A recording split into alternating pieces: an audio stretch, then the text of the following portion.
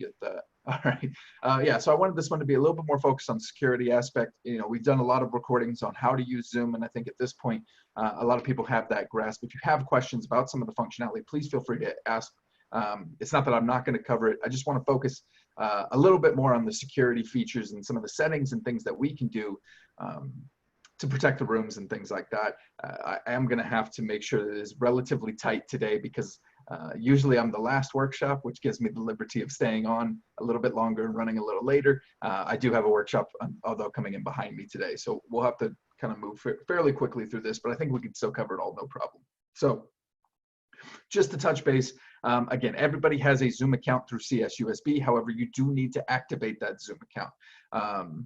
I'm going to deactivate my virtual background because the movement was distracting me more than anything else. But all right, so everyone's got a Zoom account, but you do have to activate it, right? So we all have an account through CSUSB, but you have to log into your MyCoyote, scroll down to the Collaborate tab,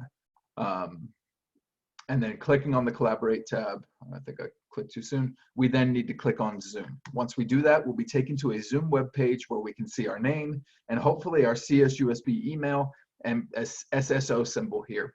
Those are really important because that means you're logged into the CSUSB Zoom account. And if we use things like the tool link in Blackboard or things that are going to authenticate through Blackboard, we need to make sure we're logged into CSUSB. If you have multiple accounts, when you do this process, you just want to glance at this email and make sure that it is the CSUSB and not some other college or your own personal email. If it is a different email, just come up here to the profile, sign out, and then do that process all over again. Go back to Collaborate or MyCoyote Collaborate Zoom. It's really important if we're going to be using some of the security features built into Blackboard that we're logged into our CSUSB account in order to be able to benefit from those features. All right. So there's two ways that we can set up a meeting. One of them is setting it up through the Zoom web page itself.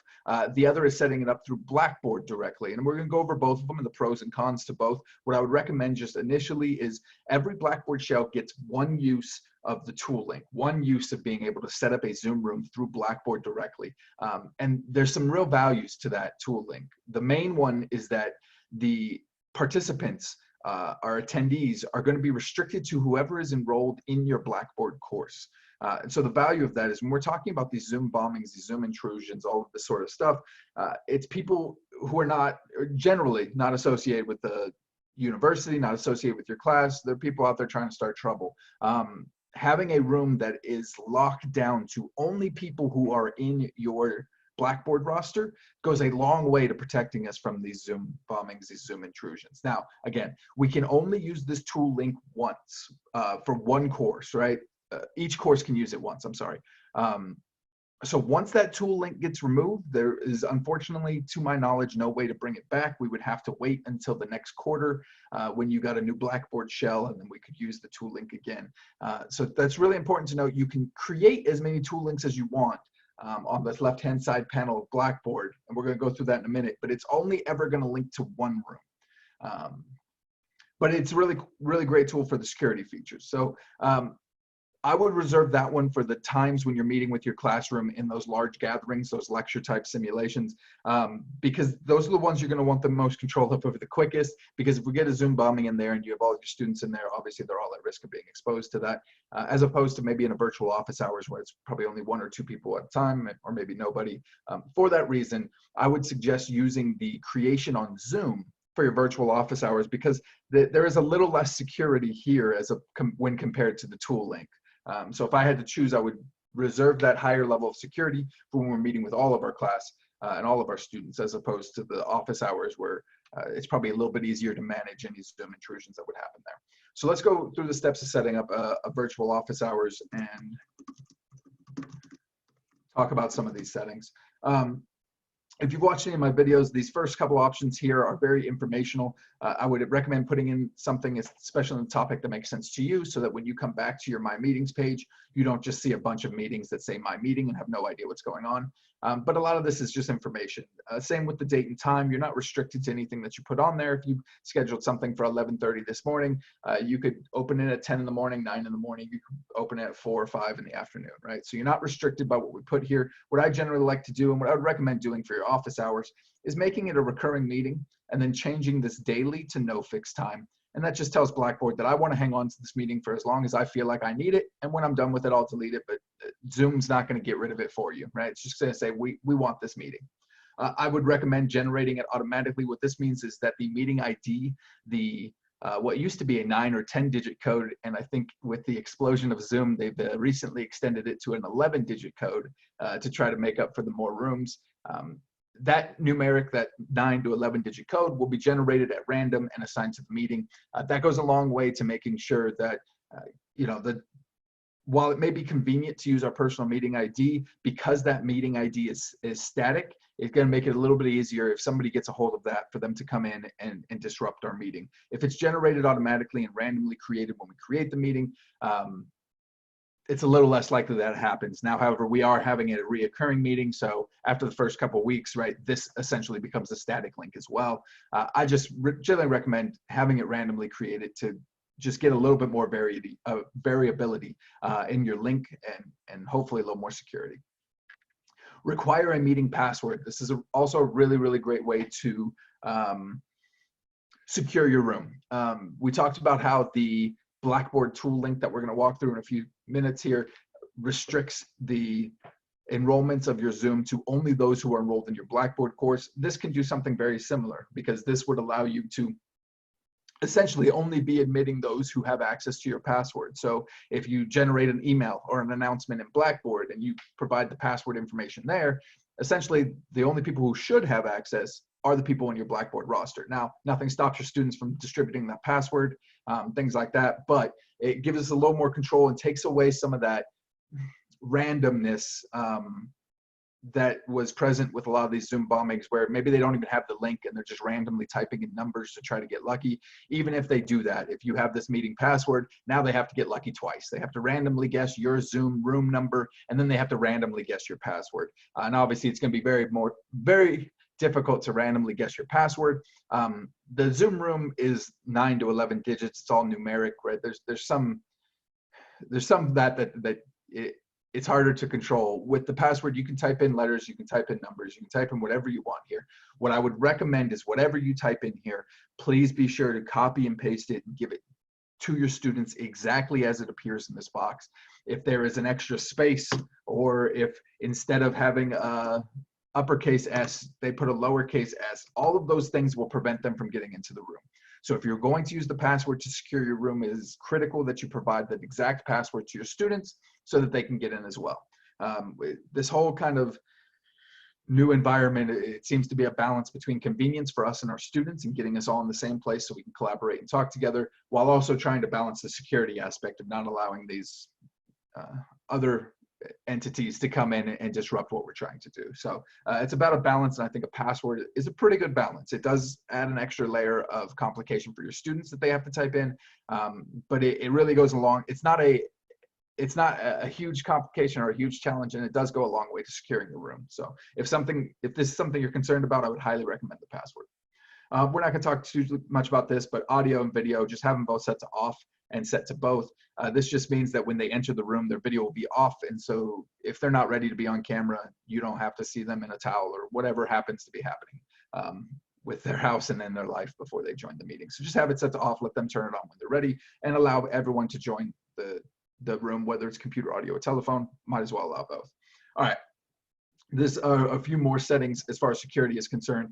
Enable join before host. I used to offer that was a good suggestion, a good selection. However, now I don't think it is. In light of how things have turned out with Zoom and how they've become the target of some malicious attacks, I don't think it's a good idea to allow your students to enter the room before you're there to control the setting. If we check this box, it enables the possibility for our students to be in a room while somebody comes in to bomb it, and we're not there to really take control of the situation. There is no host, and so this person would be allowed to just kind of run free, with our students being the ones to suffer in that situation. So I would not recommend selecting this option. If we're going to do a Zoom room, we want to make sure that we're in there, we're the host, and we're able to control the setting and the environment, especially if it's being exposed to our students. So I would not select this. I would select mute participants on entry. it's not really a security thing. It's just a convenience thing. It makes it so if somebody joins your class late, they may not even know their microphone's on. You don't have to worry about a distraction, background noise, a trash can, dog, whatever, right? So not security, but I would suggest selecting that option.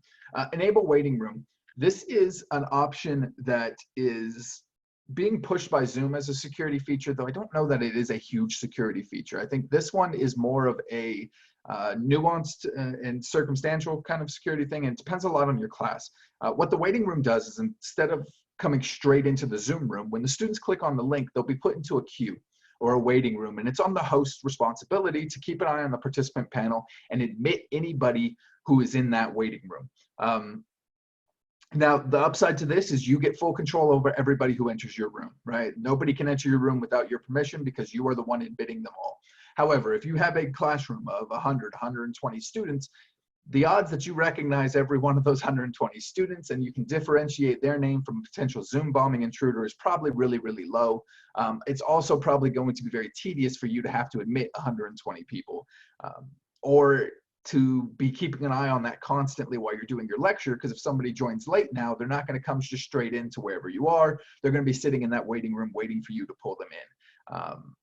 For those reasons, I don't know that this is a huge security feature. I would say if you have a much more smaller classes, if we're talking grad classes that are, 8 to 12, 20 maybe this becomes a little bit more of a preferred method of security, because it's a lot easier to remember 20 students' names and recognize them and let them in and know when everybody's in there. But I don't think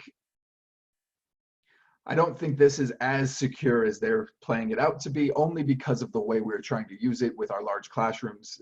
It's just, if you see a name, it's going to be much more difficult to determine, okay, is this a Zoom bomb or is this my student? Unless you have your roster up and you're checking it one at a time.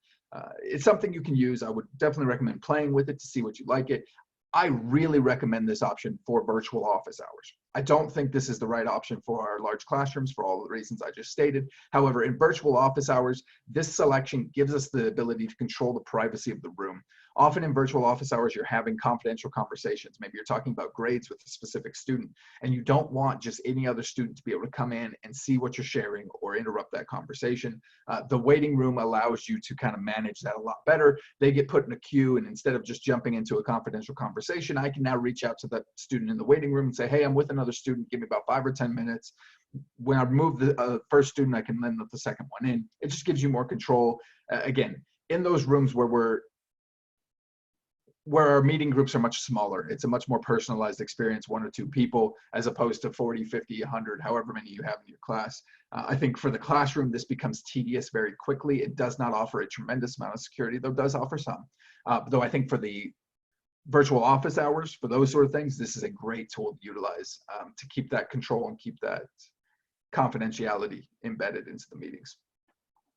Only authenticated users can join. This one is another one that's getting a lot of hype, and I'm honestly still not sold. I think it is an option you can choose if you are really concerned about the Zoom intrusions, Zoom bombings, things. However, one thing I will mention about this is what we'll notice is it says sign into Zoom. What this is saying is that a student has to be logged into Zoom. They have to have their account created in order to log into your classroom or your virtual office hours, whichever one we're setting up. The downside with that, I know we talked about how everyone has an account, but maybe they haven't gone through My Coyote to activate it. Maybe they haven't gone through all of those steps. And if that's the case, they won't be able to get into your classroom. The other thing, and the reason why I'm not really sold on this option is, as far as security is concerned, it doesn't really offer a whole lot. By default, anybody can join a room even without a Zoom account. And so checking this prohibits that. It makes it so they have to have a Zoom account in order to join. However, you can create a Zoom account for free, right? We have an upgraded version, obviously, with CSUSB, but nothing stops somebody from just creating a fake email and getting into Zoom and creating a free account. And then this does nothing, right? Because then they're technically signed into Zoom. There's nothing that relates this to CSUSB specifically, I guess is what I want to say. They only have to be logged into Zoom. It's not like they have to be a part of the domain of CSUSB. So selecting this just requires that they've at least created a free account in Zoom. And for that reason, I don't know that it creates a whole lot of security for us on our end. But if that's something you're concerned about, it would force them to create an account. And I'm sure if I'm doing a Zoom bombing, I probably don't want an account. I probably want to do it with just no account so that it can't be tracked. So in that sense, maybe it does provide a little bit more security. I think it also just puts a pretty large hurdle on your students to get in, because most of the time they wouldn't be forced to log into Zoom. They could just join without an account. So I would recommend against this one, though. If that's something you're interested in, do feel free to play around with it. One thing I just want to mention, because this differs from some of the information I've been given out in my last workshops, and Zoom's constantly making changes, constantly updating stuff, but I recently found a way to pre-populate breakout rooms. So breakout rooms within a Zoom room are like mini groups, right? They're like ways that you can do group work in a Zoom room. It sends them into mini Zoom rooms of their own where they can all collaborate and all take place, or all talk to each other and work together.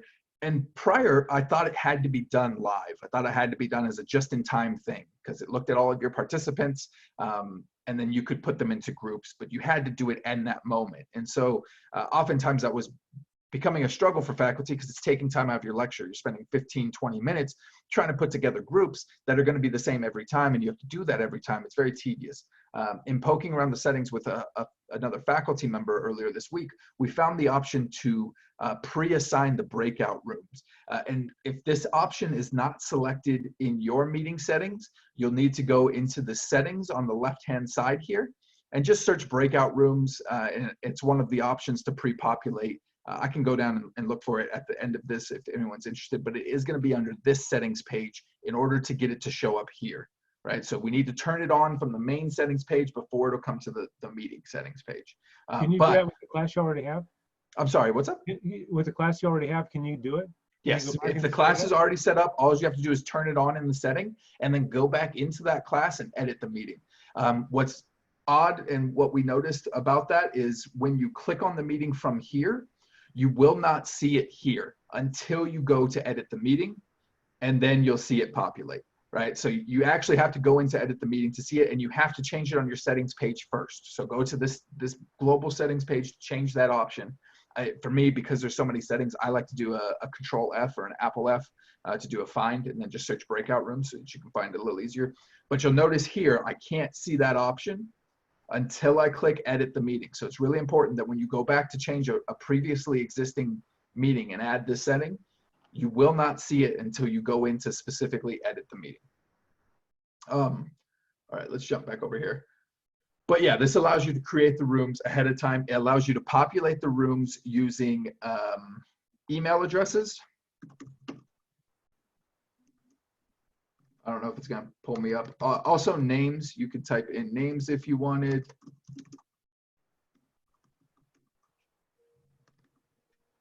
And it should populate, but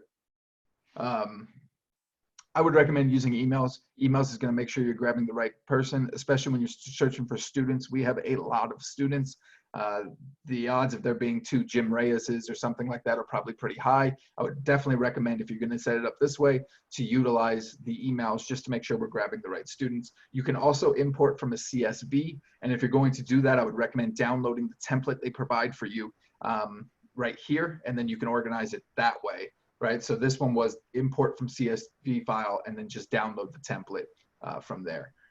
But this is a way that we've recently found to populate your rooms, your groups, your breakout rooms ahead of time instead of having to do them live. Really great for anybody who has reoccurring things where the group stays the same all quarter. You don't have to worry about it now. You can just create them here and they'll already be set up and ready to go when you get in there.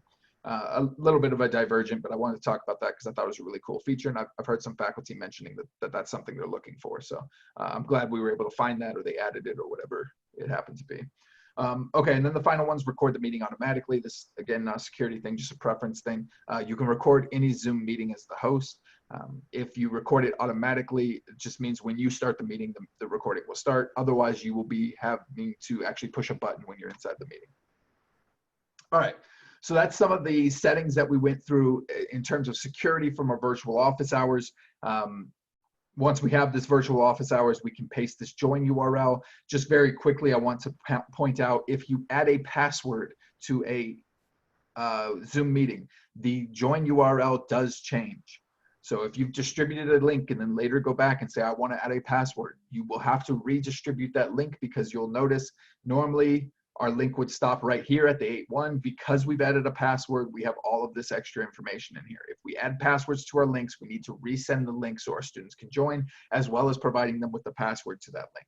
All right. And we could take this link and we can embed it in a web link, just like we did before. Call it virtual office hours. Paste that join URL, make it available to our users. And now our students have access to that virtual office hours meeting that we created in Zoom from the Blackboard site directly. We talked about the difference between creating a meeting on Zoom and creating one through Blackboard. Through Blackboard, instead of using the web link, if we go + sign and we do a tool link instead, this is going to create that tool link option that I said was a good idea for your large classroom meetings with your students. We just need to change this type to Zoom meeting, make it available to our users, and hit submit, and we've just created a whole new Zoom room. So in the time that we spend about 15-20 minutes going through all of these settings to create a Zoom room on the Zoom web page, we did the same exact thing through Blackboard in the matter of a couple seconds, 3 or 4 clicks. The value again to this meeting here is because it is a setup through a tool link through Blackboard, it is going to use your Blackboard roster as sort of the registration list. And if a student is not on your Blackboard roster, they will be unable to join from this link. Even as an admin in Blackboard, when I click on faculty links, if I'm not enrolled in the course, it doesn't let me in. So this is probably one of our best tools as far as security is concerned. However, we do only get one of them. If for whatever reason we come back to this Zoom web page, let me back up for a second. When you create this tool link, please, please, please click on it. Start it up, create it, and click on this join meeting button. That's going to actually start the meeting up. It's going to do 2 things. One, it's going to make sure that it's going to populate on your page back here. So if we go to either upcoming or previous meetings, I should see that somewhere. There it is. Grace Center Workshop is this particular meeting that I just created. It's going to be named whatever your title of your course is named. So if you're back in Blackboard, whatever it says here at the top is going to be what the meeting is named. It's going to be what it's titled, right? So by creating the tool link, clicking on the button, and then clicking that blue join meeting, we're doing 2 things. We're making sure that the meeting populates back on our Zoom webpage. And the value to that is that it allows us to come back in and edit the meeting to do perhaps our breakout rooms or to disable some of these settings and make sure that the settings are perfect, right? So that's the first thing it does. The second thing it does is it activates the meeting and it guarantees that you're going to be the host, right? If you're the first one in there, you start it, you become host. We have seen instances where somehow students and TAs have become hosts of the meeting. And while I haven't been able to replicate those errors or those issues, my theory or my thought process is that when it happens because the meeting is created and then the TA is the first one in there as opposed to the faculty, and they get assigned that host privilege. So every time we create a Zoom tool link, the tool link specifically, it is really important that you open it up, that you start the meeting right away so that you can claim host, you can see it from your meetings tab, you can make it a recurring meeting, right? We can do all those changes and we can get them out of the way early so we don't have to worry about it moving forward.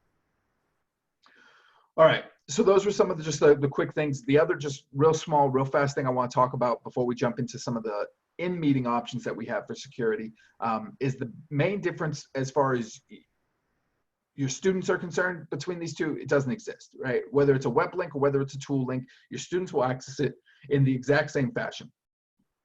They just need access to the link. And that's because we talked about how they don't necessarily need to be logged into Zoom in order to access a meeting. If you have that option selected, the authenticated users, this changes. But as these 2 links stand, there is no difference for your students. The difference falls on how you access it as a faculty member. From the tool link, we talked about how it's going to use your Blackboard roster.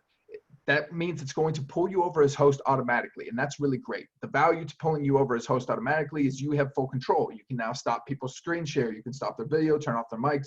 You can do all the things that we need to be able to do in an instance where security becomes a big factor. With the web link, that's not necessarily the case. If you try to access these web links from Blackboard, you may not be logged into Zoom, which means you will be brought into the meeting as a participant and not as the host.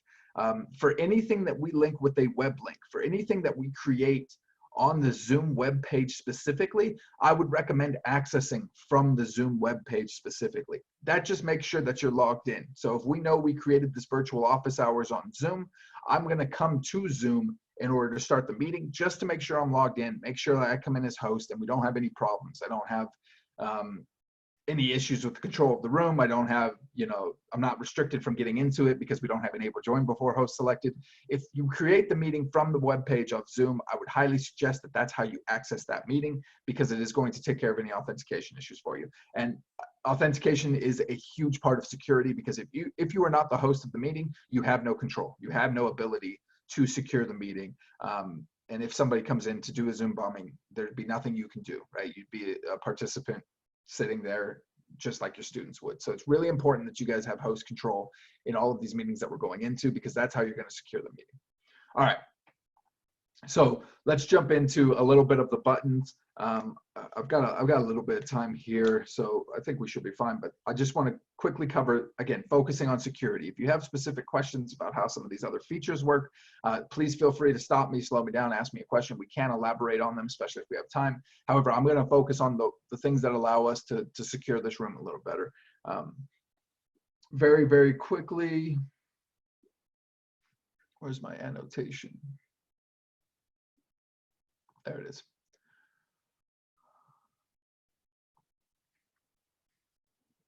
Okay. Very, very quickly, these two buttons over here are your start and stop video. If there's a red line through it, that means they cannot see you. They cannot hear you. If there is no red line through it, that means they should be able to see you. They should be able to hear you. Your microphone will fill up with a green bar while you're speaking, just to let you know that Zoom's picking it up and you're good.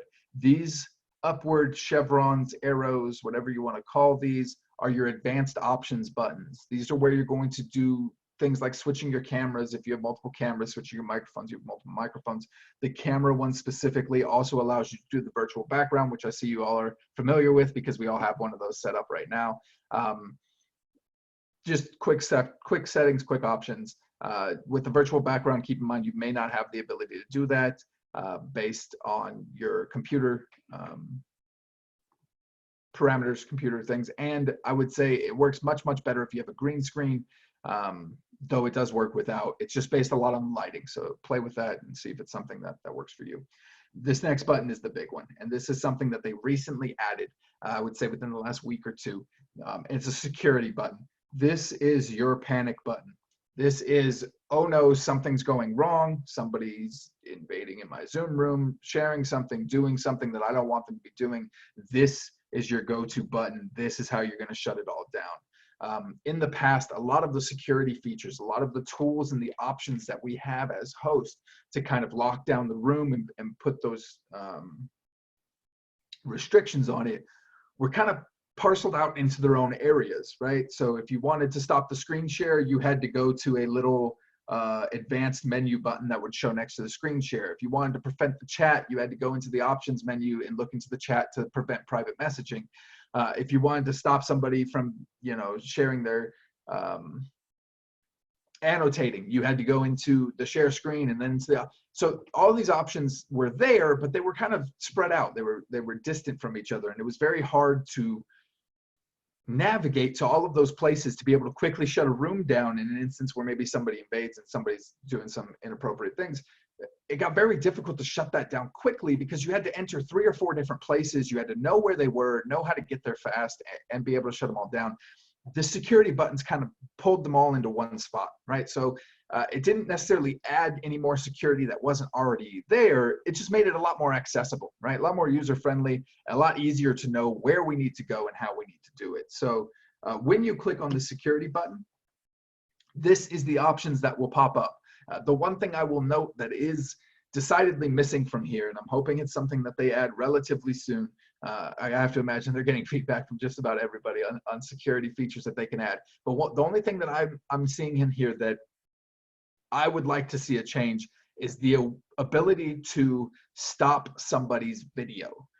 So to turn off all video sharing. Unfortunately, that is not built into here. And to my knowledge, there is no way to do that on a global setting. You can only do it on an individual setting. So we have a few people here in the chat or in the meeting with me.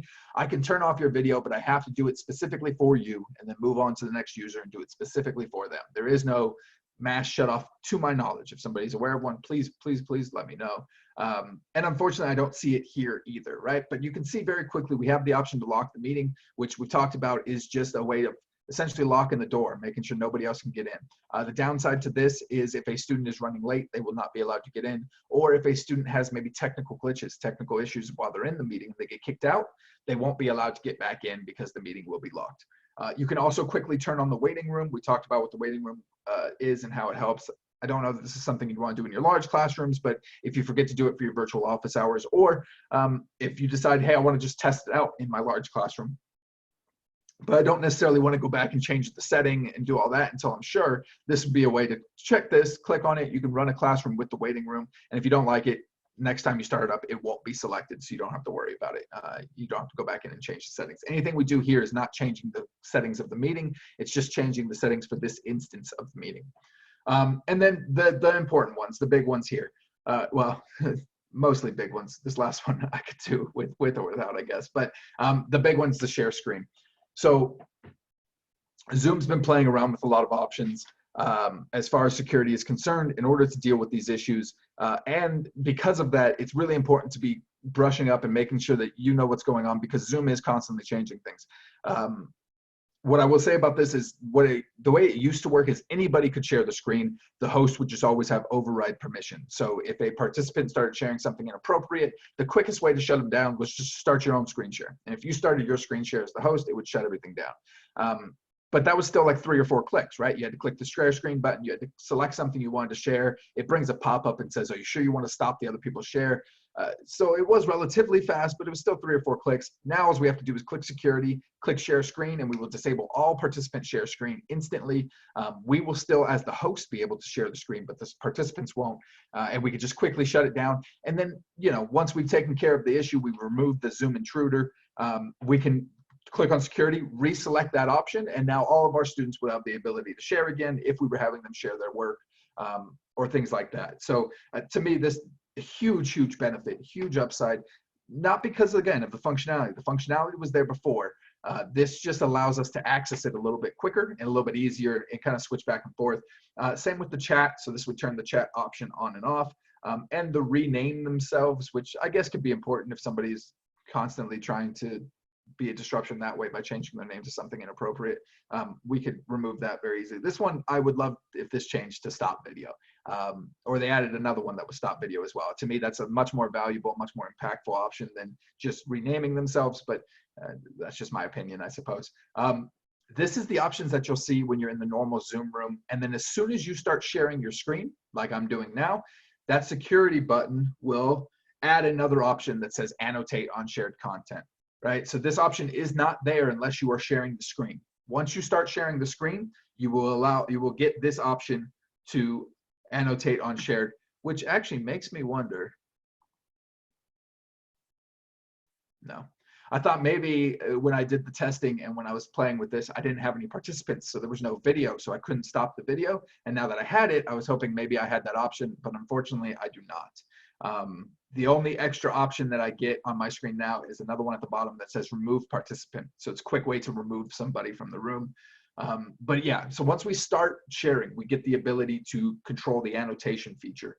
I believe that if I turn off the annotation feature, as the host, I should still have the ability, and I do, to annotate. So this is, again, just participant control. So if I turn this option off, we still have full control of everything, but you will not see that annotation option unless you are sharing a screen or unless you are somewhere where annotation is possible, right? So that's just really important to note. But this security button, huge improvement in my opinion, and really going to go a long way to, I think, helping us with all the steps we talked about going into setting up the meeting. I think we do a really good job of preventing that from happening, but there is still that possibility. And if it does happen, this button is going to be our saving grace to being able to retain control of the meeting and get back to normal, kick out that person, and make sure that our students are good.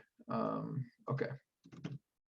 The next one that I'm going to talk about just very briefly. Again, we're not going to go over all of the tools and functions in super detail. I do just want to talk about it. Still a really big tab, manage participants. I've said this since I started these Zoom workshops. This is your classroom management button in the virtual world, right? This is how you're going to be able to do a lot of the things that have moved to the security tab, right? And again, this is a much better panic button now. But a lot of those features and a lot of the things that you're going to need to do for meeting control is still going to be under managed participants. The managed participants button is going to allow you to see everybody who's in your room, so you can quickly point out, while that security button is great to instantly stop an intrusion, this participants panel is going to be the way that we're going to locate the intrusion, right? We're going to find out who's doing this and remove them from the meeting, essentially. You're going to get to see everybody who's in there. You can see the status of their camera. You can see the status of their microphone. You can see whether or not they're recording, whether or not they're sharing their screen. All of those will appear in icons right here. You have the quick ability to mute all, which is going to shut off everyone's audio. Maybe this would be a perfect place for the stop video all, right? That would be a great opportunity, but also not here, unfortunately, either. When you mute everybody, you will be given the option to allow them to unmute themselves. I would say in the instance of like that Zoom intrusion, we probably don't want that, right? Because if we're shutting them down, there's a reason we're shutting them down. So you might want to uncheck that. However, if you're just doing it to kind of eliminate some background noise, maybe one of your students got the mic on and it's causing some issues in the background, maybe allowing them to unmute themselves is probably good. That way you don't have to do that yourself. What I would say is if you uncheck this box, keep in mind you are then in charge of unmuting everybody. They will not have the ability to do that themselves. In the instance where you do this for an intrusion, right? You get a Zoom bombing and you want to just shut everything down. You remove the intrusion, you lock the meeting so they can't come back in, and you want people to be able to use their microphones again. The easiest way to do it would be to simply do like the unmute all, mute all, you know, switch it back and forth, and then just make sure when you prompted with this box that we check it to allow them to do it, rather than trying to go through and do it individually, especially if you have a large classroom, 100 students, that could get real tedious real quick. So what I would say is if you do this because of a Zoom intrusion or a Zoom bombing, the easiest way to get it back is to just do it again, and then this time check the box instead of uncheck it. You can also lock the meeting, put them in a waiting room. The ability for them to rename themselves, unmute themselves is also here. So if you hit the More tab here, allow participants to unmute themselves would be unchecked, and you could simply check that box again once you remove the intruder, and your students would have controls of the microphone again. This option here, or this boxes here are pretty useful. The big thing for me is one of the easiest ways to stop the video is from this participant screen here. And if you hover over somebody's name, you'll get two options. You'll get a mute option that'll appear here and then a more option. And when you click on that more, you're going to see a bunch of different options that it's going to include things like stop video, make a host, make a co-host, allow it to record, put in waiting room, remove them from the meeting, rename them.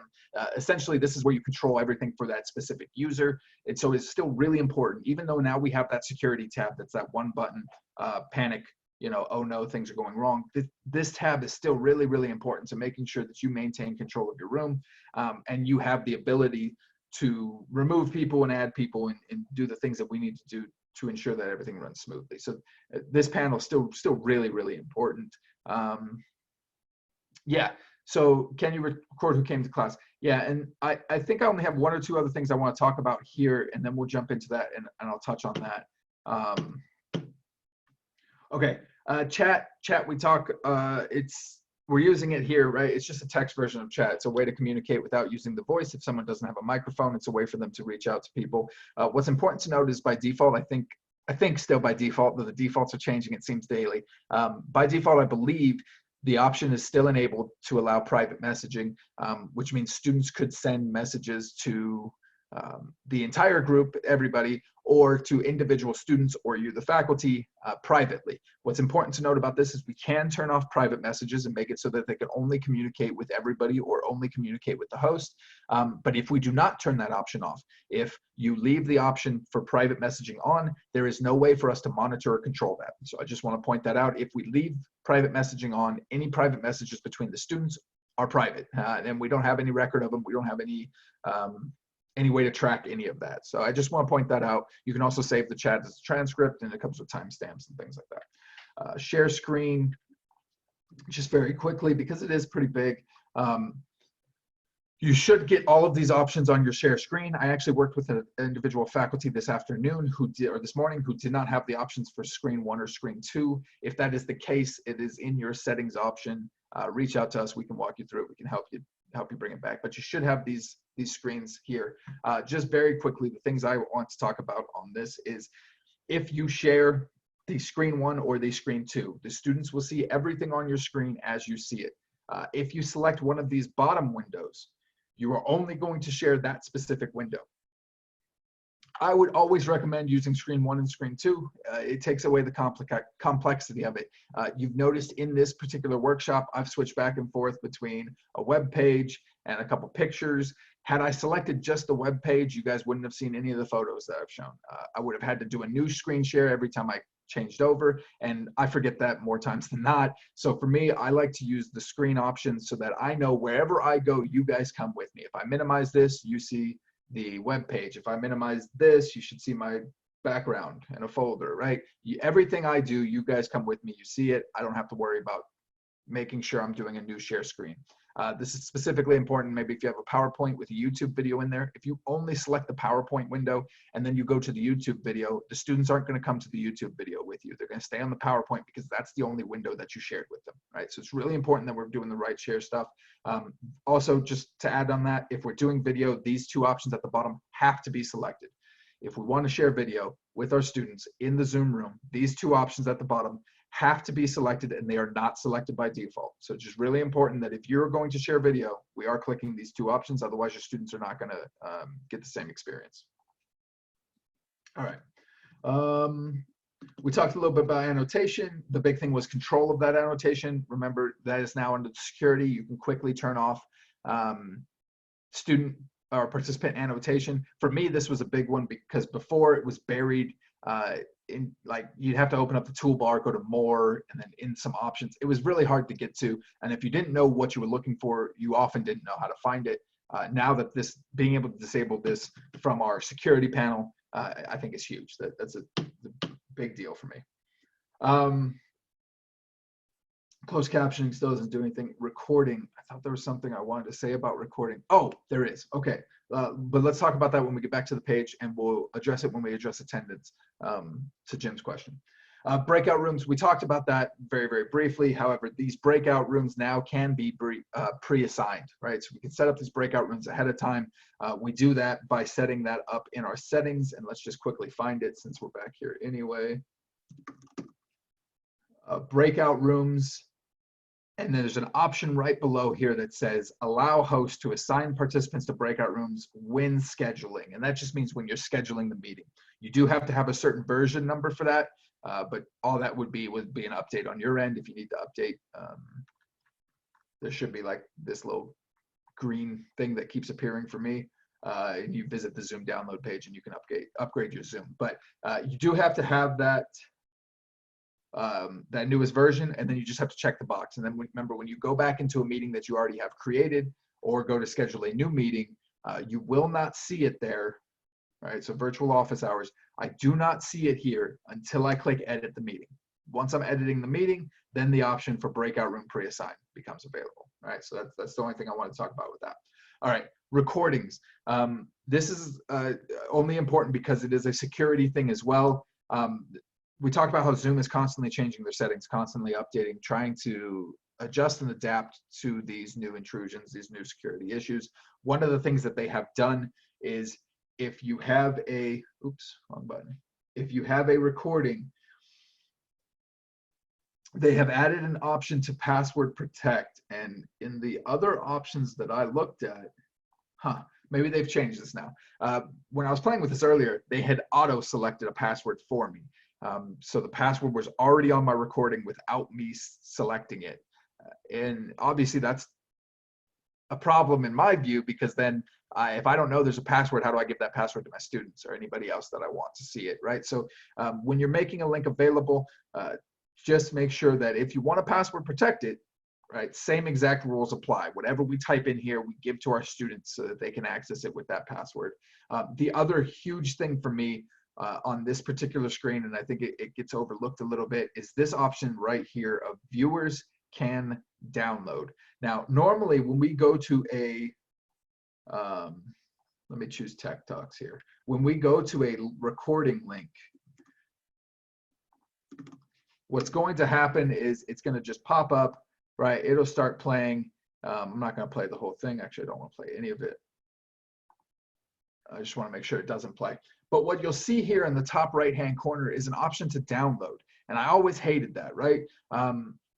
It just makes it too easy. Even if a student didn't want to download the video, because the option is right up here in the top right-hand corner, it's almost like they're encouraged to, right? Even if I don't want it, well, it makes it so easy. I might as well just click on it and save it for later. This new option in the recordings to not allow viewers to download, to uncheck that, will remove this download box from the top right-hand corner. Now, what needs to be said here is if they want to download the video, they'll get their hands on it, right? There's nothing we can do to stop them. There's many other ways that they can do it. They can record their screen. They can take their camera out and record the video as it's playing on their computer. There's ways that they can get their hands on the video that we just can't do anything about. However, this button to me was far, far too inviting, and it made it way too easy. It made it so even if they didn't want to, it was an option. Whereas now, if we take this away, if they want to, they're going to, right? Because again, we can't prevent that, but they have to really want to, and they're going to have to put a lot more effort into doing it instead of just clicking a button. So for me, and I've heard this expressed by other faculty, this was a concern. For me, this is a big thing, and I didn't really see it mentioned as heavily in their update notes as some of the other stuff, but to me, I think it's really super important. Okay, so that's how you can kind of control the recordings. Again, check it, make sure the password's not activated, because that does happen from time to time. Jim, in response to your question as we wrap up here, can you record who came to the class? Yes, it's a little weird for me to show you because for some reason I don't have access to that. So I think it's because as an admin, they buried a lot of my reports in these boxes down here, but as a user, right under settings, you should have an option for reports on this left-hand side. And when you click on that, it should take you to a screen that gives you two options. The top option is usage, and that's the one we want to select. When you select usage, it should show you a list of all of the meetings that you've had, and there's a blue number of participants on the right-hand side. And if you click on that blue number of participants, it should open up the meeting details and show you exactly when who those participants were, B, when they entered, C, when they left. You should see all of that data there. And be able to control that. You should even be able to see the amount of minutes that they were in the meeting. One thing I noticed in working with other faculty is if you're using the waiting room, you will likely have double the participants. When I saw someone using the waiting room, essentially, Jim, if you had entered the waiting room, you would have two entries for Jim. One would be like a 1-minute entry where you were just sitting in the waiting room for a minute. And then the other one would be the hour-long entry where we were here in this workshop and things like that. So the way you would access the attendance and to be able to see who showed up to your Zoom would be, again, from a reports page that should be right below your settings. I found it's really good. Yeah. Yeah. And so it just gives you a rundown. What I like about it is the minutes where it shows you, okay, how long was the student in? Because while it's one thing to know, okay, who showed up, I don't want my students to just show up for a minute or 30 seconds and then back out of the room and they didn't get anything from this anyway. I want to know how long they were in there, you know, what parts of the meeting they stayed for. Now, does that mean that they were actually physically present here? Maybe not, right? Maybe if we're not doing cameras, they could have got up, walked away, done something else in another room, but at least we know they were in our Zoom room for the entire time. And if we're, you know, doing things like polls or engagement, breakout rooms, things that are pulling them into the interaction, then we'll know they were there based on that. But yeah, that's how you would access that. All right, and with that, I think I have covered all of the security stuff that has been popping up as new and exciting things changing in Zoom. I think that covers everything that I wanted to cover as far as the security aspect. Yeah.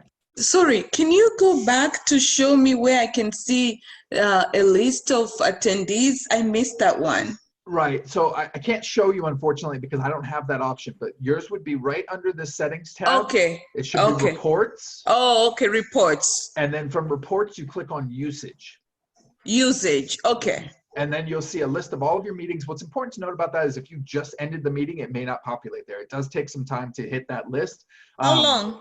But once you're in there, you should be able to click on the blue number of participants, right? So for each meeting, you should see a number of participants. And when you click on that number, it should show you a list of everybody who was in there as well as how long they were in there. Okay, so it's reports on the left under settings, and then users. Usage.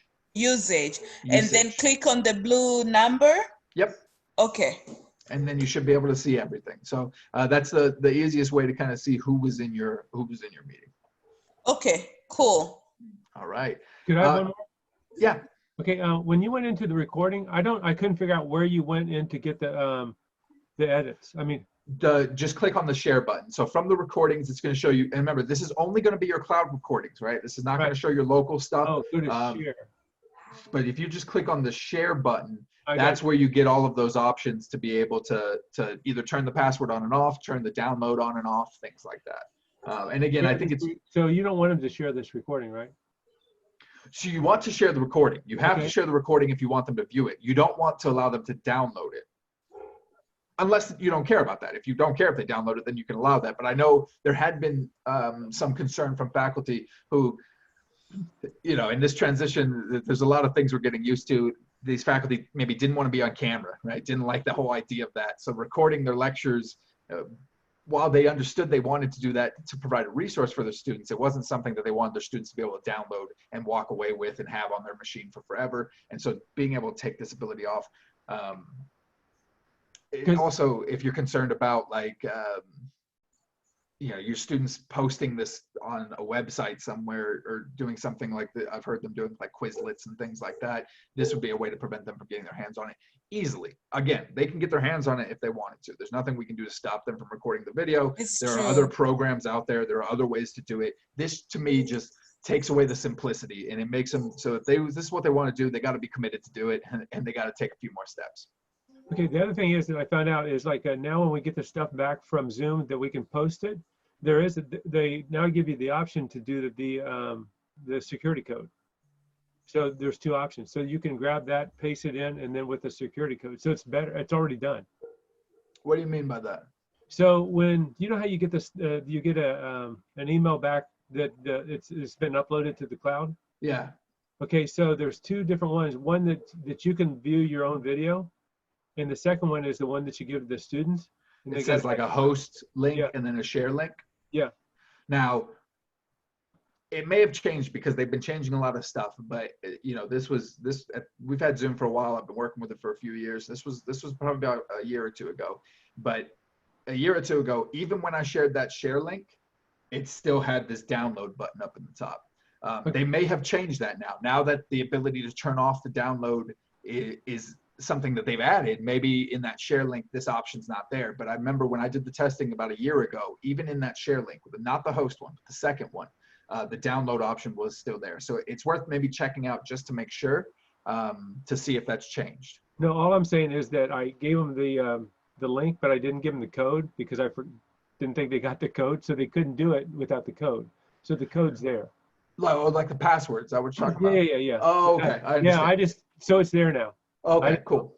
Yeah. One thing to keep in mind about that, I think I know what you're talking about, because now the share link comes and then in parentheses it says access password or something like that. The only thing to be cautious of that now is when we're highlighting the whole thing, you don't want to highlight that access password as part of the link, right? Obviously that's information they need. They need that password to get logged in, but it's not part of the link. It's not part of the active share link. And I ran into an issue with another faculty who had that problem, didn't realize that they put that in the back, and she was just copying the whole thing and moving it over. And then it was telling her recording didn't exist, and we were getting all sorts of errors when it was really just a bad link because they had added that password feature. Yep, got it.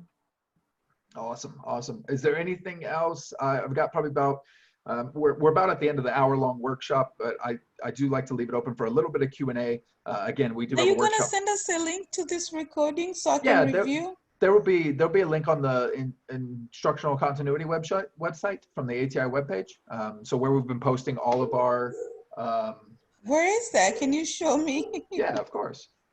So from the ATI website, csusb.edu/academic technology innovation. It's a lot to get to. I just type in ati.csusb.edu and it redirects me. But from here, you can either go directly to our instructional continuity page, or we have past workshop recordings. And so Oh, when you okay. click on that, you'll see a list of all of the recordings that we've done, and they're being Okay. updated. Obviously, you know, it does take us some time to update them, but we do have someone working on it to where when these recordings are finished within the week, we try to update them and get them up here so that you can use them and walk through them. I'll also Oh, be okay. doing this workshop again next Tuesday at, I don't know what time, I'll have to check. You should see its schedule coming out for next week, but next Okay, Tuesday we'll be thank doing you. the same thing where it's the Zoom workshop again, but focused on a lot of the security aspects that we were concerned about. So yeah, definitely check out the continuity website. It's also a great way to set up an appointment with a designer. So if you want to have a sit down, you like, you know, I've attended all these workshops, but I don't know how I can apply that specifically to my course, or I'm having trouble with this one specific aspect. Set up an appointment with the designer. It lets you schedule 30 to 60-minute meetings with any one of the instructional designers via Zoom, and then we can jump on and fix anything that you guys need that's more specific to your course if you feel like, you know, the workshops aren't quite covering it. But yeah, it's a great resource and a great place to go, and I would highly recommend, if you have questions, start here. We've also, under the instructional continuity website itself, started building up and putting in a bunch of resources that you guys can have to look at just to reference on your own. So if you have questions and you're like, you know what, I know they talked about this, I want to go back and look at it, a lot of that stuff is here. So I do highly recommend checking out this as a resource as we do the spring 2020 in the virtual world. Is there any other questions? Anything else I can help you guys with? Perfect. Very good. We're good? Awesome. I want to thank you guys so much for coming. Hopefully you guys learned a little bit and feel a little more comfortable, a little bit more confident in being able to manage and control your Zoom rooms in case, you know, heaven forbid, in case we have those Zoom bombings that occur. Yeah, this was very helpful. Every time I join in, I learn something. This is like my fourth or fifth for Zoom as a topic. Right. And every time I'm learning 2 or 3 things, because it's a lot of information for us to retain everything. So when I revisit at least one session every week, I learn 2, 3 new things every time. Well, it's yes, it is a lot of information, right? Absolutely. Yes. It's a lot to try to process. And so that is part of it. I think also specifically with Zoom, the other aspect is that they're constantly changing things, right? Like us trying to adapt to this is also them trying to adapt to this, right? And in that adaptation, they're adding things, they're adding new features, right? As more vulnerabilities sneak in because of the expanded use of this software, they're trying to build in security features to combat that a little bit, right? So it's A, it is a lot of information, but B, the information's constantly changing too, right? Yeah. As I'm sure you can vouch if you've been to 4 or 5 of these. Oh yeah. They're not the same, right? The workshops I was giving 3 weeks ago are almost not valid now with some of the options and some of the changes that have occurred. So that's the other thing, especially with Zoom. They like to update, they like to keep changes, which I think is great, especially because it is. They're being relied upon pretty heavily in this time. I think it's great that they're tending to the needs of our faculty, of their users, and addressing the security. It's not only us, our children's schools, elementary, middle school, high school, colleges, everybody's using Zoom. So it's amazing and scary. It is, and I think, and obviously that's why I think they became a bigger target, right? That's why these Zoom bombings started occurring, is because their usage exploded. I mean, it's like you said, it's not just CSUSB, it's not just higher education, it's the world. Exactly. The world is using Zoom more. Yes. But at least they're responding. At least it seems as though, and I'm on the outside looking in, right? I just do tutorials for them. I just do trainings. But it seems as though they're taking the necessary steps to try to be secure and try to kind of mitigate some of these issues that are happening. Again, I don't know the back end and as far as like real security with data and things like that, that's not my area of expertise, but adding some of these features like that security button to be able to quickly and easily shut things down, adding something like adding a password to everything. I think they're moving in the right direction, and if nothing else, at least they're attentive to the needs. True. Which I think is promising. Yeah. Thank you, Jonathan. Thank you guys so much. Really, absolutely. Really enjoy the rest of your day, and I look forward to seeing you at future workshops, or if you have any other questions, set up a meeting and we can talk about that. Perfect. Thank you. All right. Have a great day, everyone.